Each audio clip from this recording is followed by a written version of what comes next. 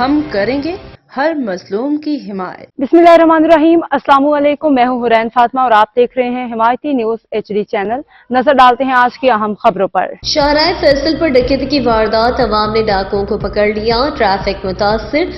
कराची शाहराह फैसल पर एक अफसोसनाक वाकया पेश आया, जहां डाकुओं ने निजी कंपनी की वैन पर फायरिंग करके इसे लूटने की कोशिश की। फायरिंग के दौरान खौफ विरास फैल गया, ताहम अवाम ने हिम्मत दिखाते हुए डाकुओं को पकड़ लिया। वाकये के बाद इलाके में कशीदगी फैल गई और ट्रैफिक बुरी तरह मुतासर हुई, जिसके बायस शाहराह फैसल को आरजी तौर पर बंद करना पड़ा।